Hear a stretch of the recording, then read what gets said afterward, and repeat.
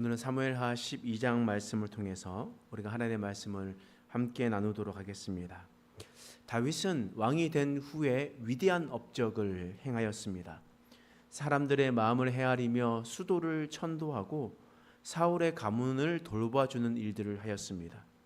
또 전쟁을 많이 해서 땅도 넓히고 주위에 있는 모든 나라에게 조공을 받는 그런 아주 부국강병을 이루게 되었습니다.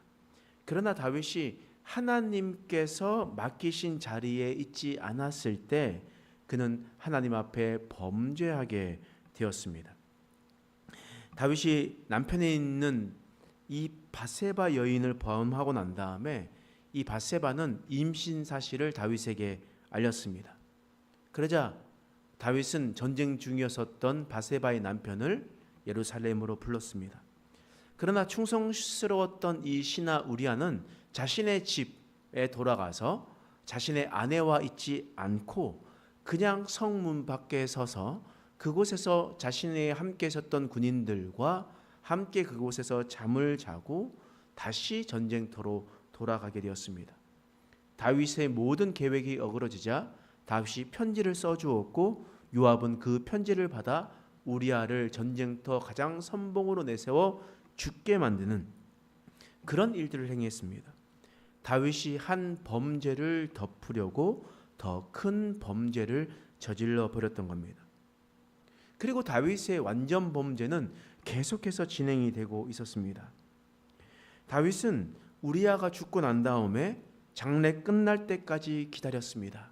그리고 그 후에 다윗은 밧세바를 왕궁으로 데리고 왔었습니다.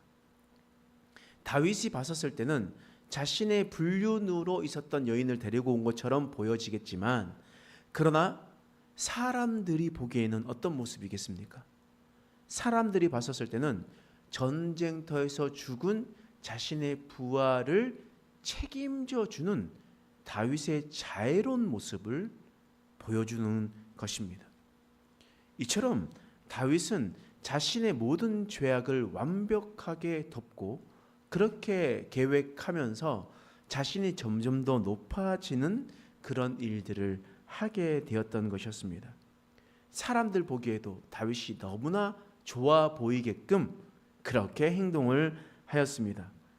그러나 하나님께서는요, 중심을 보시는 하나님이시기 때문에 그의 모든 것들을 다 알고 계셨습니다. 어제 읽었던 말씀이지만 우리 사무엘하 11장 27절 말씀 마지막 절 말씀 다시 한번 읽어보겠습니다. 시작. 그 장례를 마침에 다윗이 사람을 보내 그를 왕궁으로 데려오니 그가 그의 아내가 되어 그에게 아들을 낳으니라. 다윗이 행한 그 일이 여호와 보시기에 악하였더라. 장례를 다 마치고 밧세바 여인을 데리고 왔습니다. 아들도 낳았습니다. 사람들이 보았었을 때는 아주 훌륭한 모습인 것처럼 보였겠지만 그러나 그 일은 다 하나님께서 알고 계셨고 여호와 보시기에 악하였다라고 성경은 분명하게 이야기를 하고 있습니다. 다윗은 사람을 속일 수 있을지언정 전능하신 하나님을 속일 수가 없었습니다. 하나님은 공의로우신 분 아닙니까?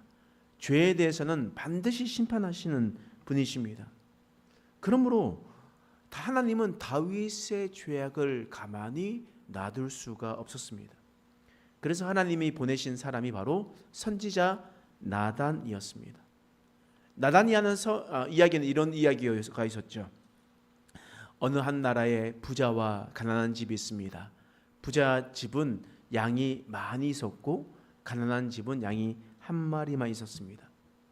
그런데 부잣집에 손님이 찾아왔습니다. 그런데 부자가 자신이 가지고 있었던 많은 양을 잡지 않고 가난한 집에 있는 그 한 마리의 양을 잡아서 손님을 대접했습니다. 어떻게 해야 됩니까? 있었을 때 다윗은 그 사람은 정녕 죽을지어다 라고 이야기를 하면서 노발대발하며 당장 잡아오라고 이야기했습니다. 이때 선지자 나단이 뭐라고 얘기했습니까? 바로 그 사람이 당신입니다. 당신은 수많은 아내를 가지고 있었지만 우리 아내는 하나의 아내밖에 없었습니다. 근데 당신이 그것을 빼앗아 당신이 취했습니다. 하나님께서는 이것을 통해서 하나님께서 당신을 책망하고 계십니다 라고 이야기했습니다. 여러분 한번 생각해 보십시오. 사울이 했었던 죄악들이 있죠. 그리고 다윗이 쓴 죄악이 있습니다. 사실 사울이 다윗을 아주 많이 괴롭혔지만 사람이 보았을 때는 사실 사울보다 다윗의 죄악이 더 큰 것 같습니다. 남의 아내를 빼앗고 사람을 죽이고 그렇게 했었던 행동들이 보여지잖아요. 근데 사울의 모습은요, 약간 중심적인 모습이었습니다. 사람이 보기에는 크게 느껴지지 않을 정도일 수 있지만, 하나님 보시기에는 크겠지만 사람이 보기에는 크게 느껴지지 않을 수가 있다는 말이에요. 그럼에도 불구하고 하나님은 사울을 내치시고 다윗은 끝까지 보호하셨다는 말입니다. 이유가 뭘까요? 왜 하나님께서 사울은 버리시고 다윗은 끝까지 세웠겠습니까? 우리가 봤을 땐 다윗의 죄악이 더 큰 것 같은데, 그건 바로 하나님 앞에 회개했기 때문입니다. 하나님께 돌아섰기 때문입니다. 하나님은 공의로우신 하나님이기도 하지만 사랑의 하나님이기도 합니다. 죄에 대해서는 반드시 심판하시겠지만 그 죄를 하나님 앞에 고하고 잘못을 용서를 구하는 그런 사람에게 용서를 베푸시는 하나님인 것을 우리는 기억하시기 바랍니다. 우리도 사울과 다윗 못지않게 마음으로, 행동으로, 그리고 말로 수많은 죄악들을 짓는 죄인 중에 괴수들입니다.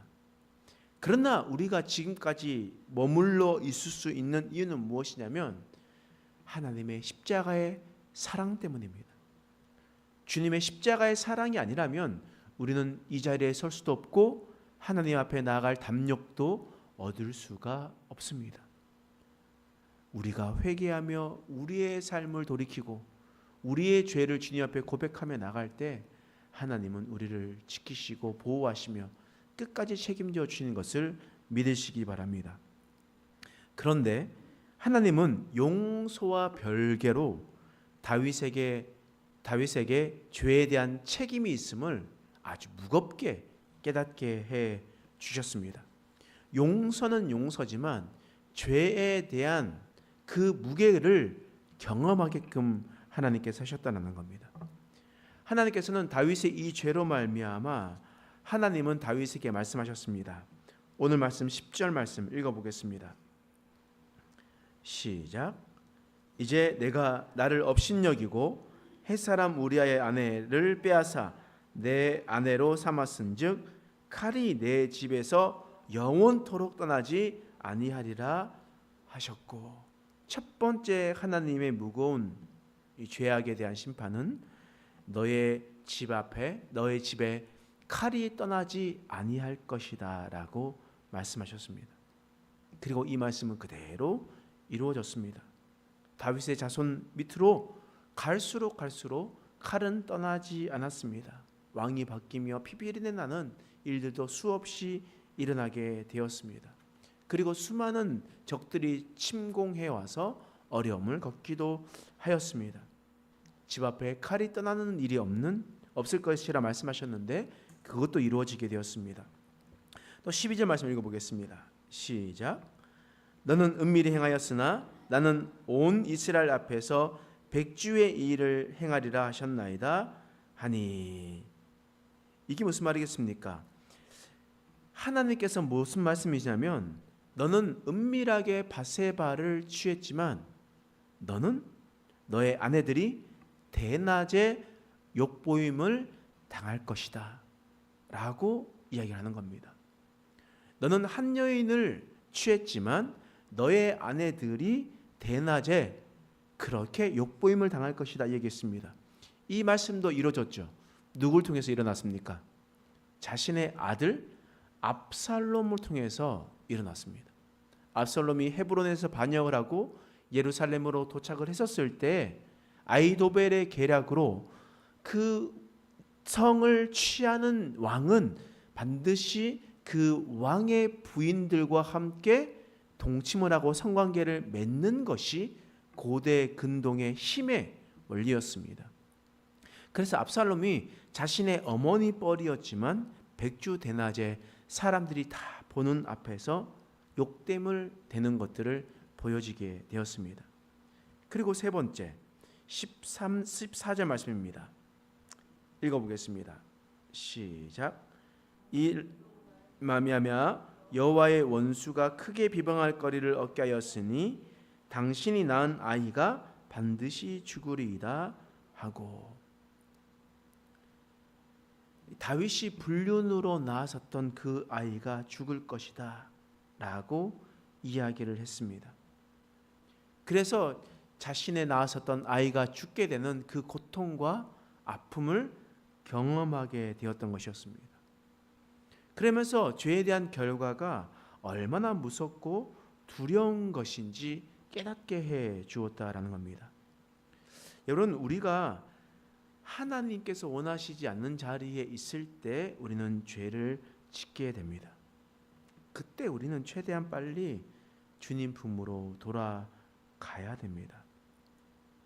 그러나 하나님께서 우리 죄에 대한 무거움을 깨닫게 해 주실 때 그것은 우리가 감당해 내야만 하는 그런 일들입니다. 그래서 우리의 삶이 훨씬 더 거룩한 모습으로, 주님이 보시기에 성결한 모습으로 나아갈 수 있게 될 것입니다. 이제 우리가 앞으로 살아갈 때 우리가 혹 다윗처럼 실수하고 하나님 앞에 범죄하더라도 어서 빨리 돌이켜 하나님 앞에 엎드리는 자가 되시길 소망합니다. 그리고 하나님께서 나에게 주시는 그 어려움들은 기꺼이 감당해내고 그 무거움을 가지고 하나님을 더 기쁘게 섬기며 살아가는 저와 여러분 되시길 간절히 축원합니다. 기도하겠습니다. 하나님, 말씀을 통하여 우리를 깨닫게 해주시니 감사합니다. 오직 하나님만을 경외하며 믿음으로 살아내는 자 될 수 있도록 하나님 도와 주시옵소서.